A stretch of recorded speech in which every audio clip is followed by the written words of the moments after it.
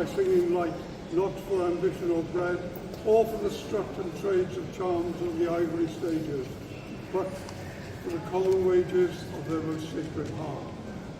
Not for the proud man apart from the raging moon I write on these spindrift pages, nor for the towering dead with their nightingales and psalms, but for the lovers, their arms round the griefs of the ages, who pay no trade or wages, nor heed my craft or art.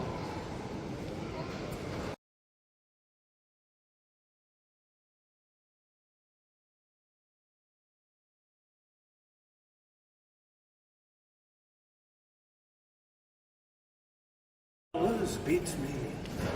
A packet of woodbine would be more like it. I have enthusiasts, you know, my fan club.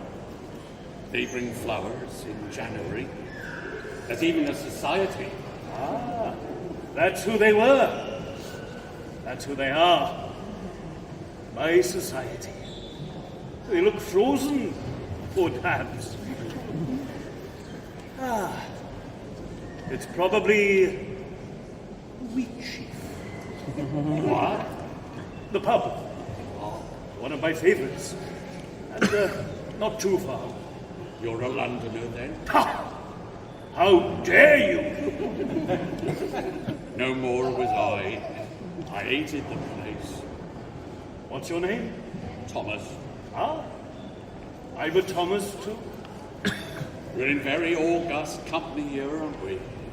Shakespeare, Dryden, Keats, Shelley. And a few forgettables. Who the hell was Thomas Campbell? Pope, Milton, Spencer, Wordsworth. Ah, that old nanny goat. And who's this, Larkin? Newcomer. Look at his dates. They didn't hang around with him.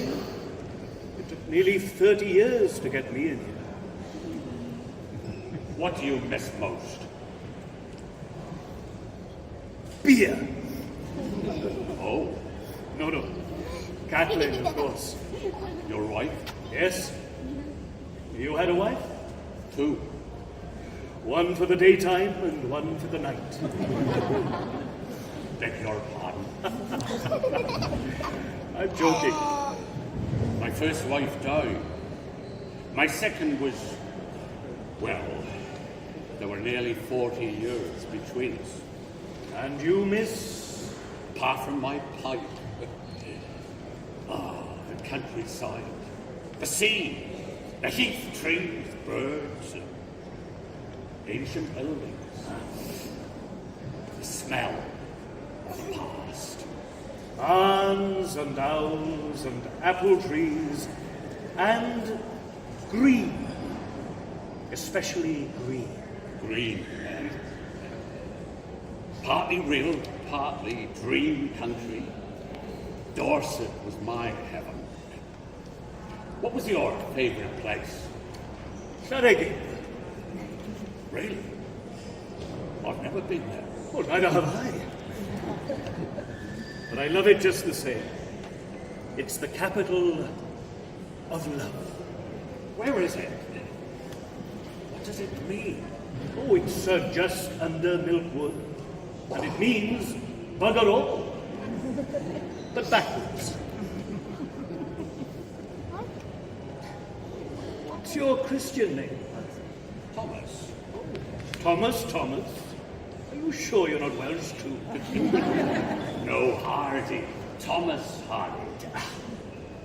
But you're... No. But he was... Age. Yes. But now I can choose to be any age I want. This is me in my prime. Just coming up to 60. Well, you left it a bit late. Your Wessex Heights was my favourite poem of yours. When I was a boy, I always wanted to write a poem as good as that about Wales. Of course, I did. In your prime? Not sure when that was. Probably around 19. Too many of us poets die young. I had to wait till I was 87. Then they buried me twice. Ashes here, heart in Stinsford Church. You? Oh, a little place in West Wales called Larne.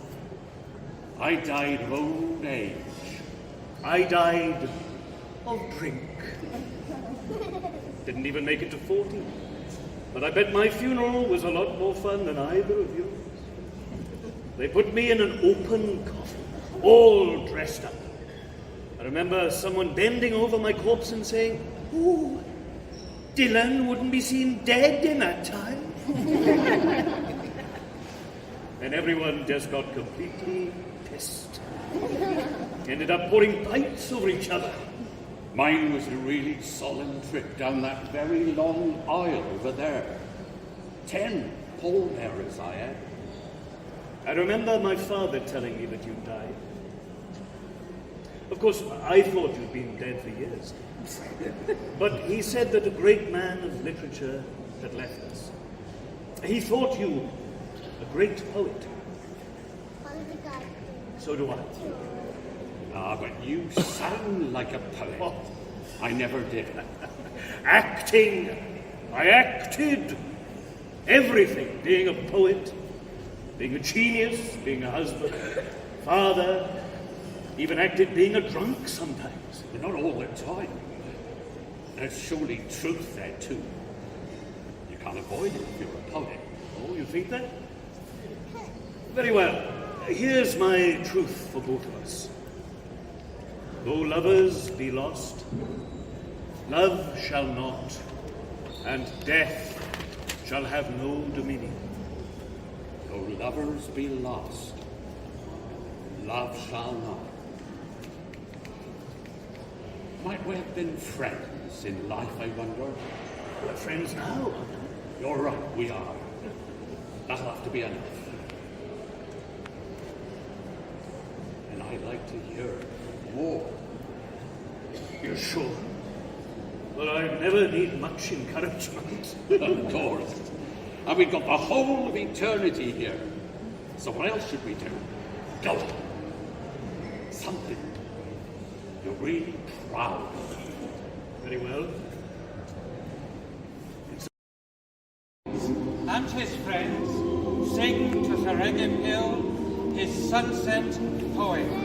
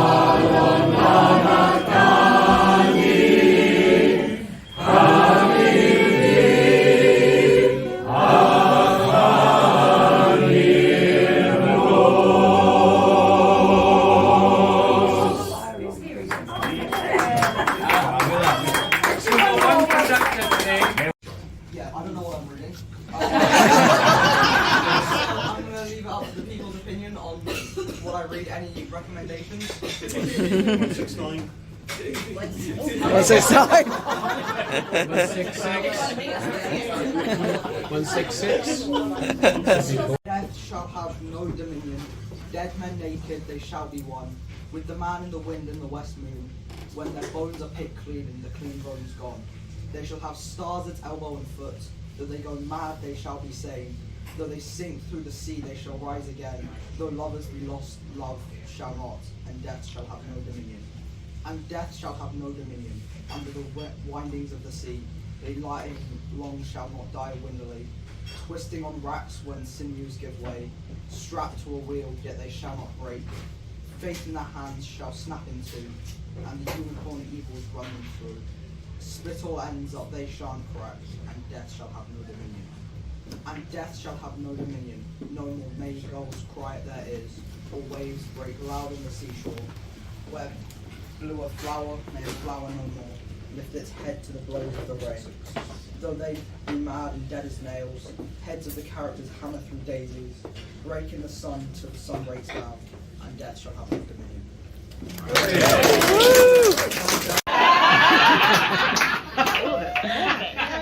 Not only am I not going to read it all, I'm not going to read it in English either. I'm going to read it in Cymraeg. It feels very intimidating. It feels as if I have a table full of judges from the Eisteddfod on my lap. I'm sure they'll be kind to me. Yn y blynyddoedd hynny, a drodd o gwmpas cornel y dre Glan Môr, roedd un Nadolig mor debyg i'r llall. Y blynyddoedd hynny sy'n erbyn hyn y tu hwnt I sŵn, o'n I bai am siarad pell y lleisiau a glywed weithiau cyn cysgu. Fel na allaf yn fy myw, gofio a fi hi'n bwrw eira am 6 niwrnod a 6 noson pan oeddwn i'n 12, Ynteu a fi hi'n bwrw am 12 diwrnod a 12 noson pan oeddwn i'n 6. Mae pob Nadolig yn rowlio I lawr tuag at y môr dau dafod fel lleiad pendra mwnnwgl yn bwndeli I lawr yr awyr a oedd yn stryd I ni. Maen nhw'n aros ar y mylon llafnau ia y tonnau rhewi pysgod a thrwchaf yn nwylo yn yr eira gan ddwyn allan beth bynnag sydd yno. I mewn am llaw I belen wlân wen y gwyliau sy'n canu fel clychau Gwyliau sy'n golffwys ar ffiniau y môr canu carolau, ac allan da Mrs Prothero yn dynion tân. Brynhawn os yw'n nadolig oedd hi, a minnau yng ngardd Mrs Prothero yn aros am gathod, gyda'i mab Jim. Roedd hi'n bwrw eira. Roedd hi bob amser yn bwrw eira, adeg yn nadolig. Mae'r rhagfyr yn wyn fel Lapland yn fy nghof, nad oedd ceirw. Ond yr oedd yno gathod, yn oer, yn greulon, yn amyneddgar, ein dwylo wedi ei lapio mewn sanau, a'r hosem a'n peli eira yn barod. A'n esmwyth a hir fel jaguars yn fwstasiog ddychrynllyd gan boeri ac ysgyrnygu, deiant yn llechwraidd droesog dros gwynder walder gerddi cefn. A minnau yr herwyr llygadog, Jim a minnau yn drapwyr mewn capiau ffwr a mocassins o fai Hudson ger ffordd y Mumbles, yn barod i hyrddio ein peli eira marwol at wyrdd ei llygaid. Ni ddoi'r cathod call. Roedd e mor llonydd fel Eskimos yn saethwyr Arctig yn istawrwydd meddal eira tragwyddo. Tragwyddo ers dydd Mercher. Fel na chlwson i waith gyntaf Mrs Prothero o'i higlw ar waelod yr ardd. Neu o'i chlywed o gwbl, nid oedd i ni ond sŵn herio pell ein gelyn a'n hysglyfaeth. Call y dyn dros nesaf. Ond cyn hir cododd y llais. Tân! Gwaeddodd Mrs Prothero gan giro'r gong ginio. Rhedeg i lawr yr ardd gyda'r peli eira yn ei breichiau tuag at y tŷ, a mwg yn wir yn tywallt o'r ystafell bwyta, a'r gong yn cyn darddach, a Mrs Prothero yn darogan difrod fel cwiwr Pompeii. Roedd hyn yn well na holl gathod Cymru yn sefyll yn un rhes ar ben y wan. Neidio mewn i'r tŷ, llwytho o gobeli eira ac aros o'r ddrws agored yr ystafell byglus. Roedd rhywbeth yn llosgi reit i wala, efallai, Mr Prothero, a gysgai yna bob amser ar ôl cinio canol dydd gyda phapur newydd dros ei wyneb. Ond roedd e'n sefyll, ar ganol ystafell yn dweud, nadolig braf, ac yn taro'r mwg a'i slipar. Galwch y brigad dan, gwaeddai Mrs Prothero wrth daro'r gong. Fydda nhw ddim yno, meddai Mr Prothero. Mae'n nadolig. Doedd dim tan i weld. Dim ond cymylau o fwg a Mr Prothero yn sefyll yn ei canol, yn ysgwyd ei slipar fel pe bain arwain. Wnewch rhywbeth, meddai, a dyma ni'n taflu ein peri eila i'r mwg. Rhedeg ni felly, Mr Prothero, rhedeg allan o'r tŷ at y bwth ffonio. Gadw ni lanw'r am heddlu hefyd, meddai Jim. A'r ambulans, a Gurney Jenkins, mae e'n hoffi tanau. Ond galw'r brigad dan am eithaf, ac yn fuan daeth yr injan dan a 3 dyn tal mewn helmau, gan gario pibell ddŵr i mewn i'r tŷ. Ac at Mr Prothero allan yn union cyn iddynt ei defnyddio. Cafodd neb erioed, noswyl nadolig, mwy, swnllyd. A phan orffennodd y dynion tân ar biben ddŵr, a hwythau'n sefylliad yn yr ystafell rif byglyd, daeth modryb Jim, Miss Prothero, i lawr o'r llofft a specian i mewn arnynt. Arhosodd Jim a fi yn dawel iawn i glywed beth y wedai hi wrthynt. Dywedai'r peth iawn bob amser. Edrychodd ar y 3 dyn tân, tal, yn ei helmau disglair, yn sefyll yng nghanol y mwg a'r marwod, a'r peri eira toddedig, ac meddai hi, hoffech chi rhywbeth i'w ddall? Thomas is a house in Swansea, not in Larne.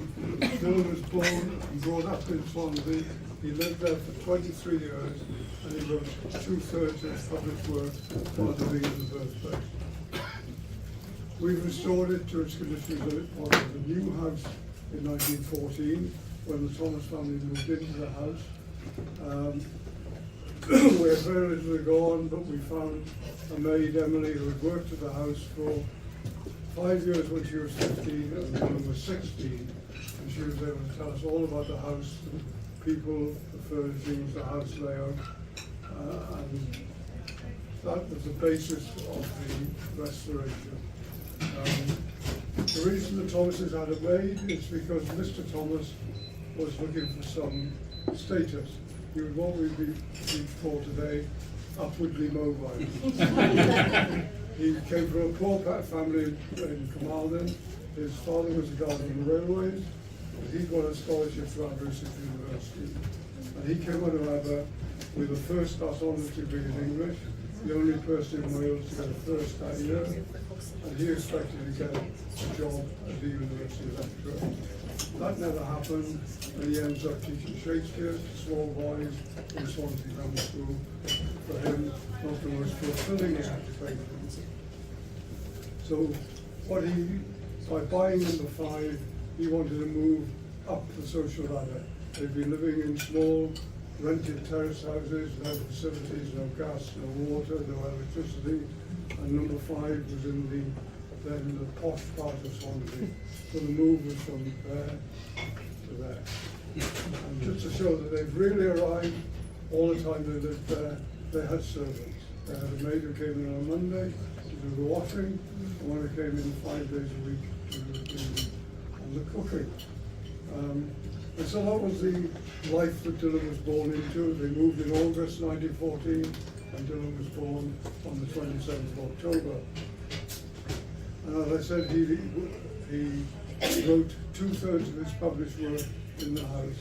He didn't write a child's Christmas in Wales, but if you look at Dylan's work, all his writing is about his childhood. The first version of A Child's Christmas was published in Picture Post in 1946. He did another story a few years later called Memories of Christmas. And when he was in America, he was asked if he would do a Christmas story. And he said, I don't want to do a Christmas story, I've done 2 already, I've got no interest in Christmas anymore. They said, well, you get paid for it. So he produces a Christmas story, and he sells that story to an unlikely source. He sold that story to Harper's Bazaar, fashion magazine. And the reason he sold that to Harper's Bazaar is because he sold it to the editor of Harper's Bazaar, Pearl Kazan. Pearl Kazan became one of his mistresses. And she was so besotted by Dylan that she followed him back to this country. And they met up in London, probably in this pub. This is the pub that Dylan had met Caitlin, his wife. And he met Pearl. He thought, nobody knows where we are. We'll go off to Brighton for the weekend. So off they went to Brighton. Unknown to Dylan, his main benefactor, Margaret Taylor, who was the wife of the historian A.J.P. Taylor, she found out about this, and she was intensely jealous about anything Dylan did. Dylan, for his end, kept her dangling on a string. The more she dangled on that string, the more he got out of it. And so she was incensed by this. And what did she do? She rang Caitlin in Milan and told her where Dylan was. So he went back to Milan and didn't get quite the warm welcome. So that's a little bit of that story, but the story is all about 5 Godolphin Drive. It goes on from where Alan left off, which was Mrs. Prothero and burning the turkey. It's all about the house, about them having Christmas there, him opening the useful presents and the useless presents, and the thin aunts not wanted anywhere else, not wanted in the kitchen or anywhere else, but tiptoe around and sipping parsnip wine, and the fat uncles would sit down after Christmas dinner and button their waistcoats, fall asleep and snore. And that was all in number 5 Godolphin Drive. And so that's a house that you can visit. You can stay there overnight. You can sleep in John's little bedroom. You can have an Edwardian dinner party. You can have afternoon tea. You can have anything that brings some money in.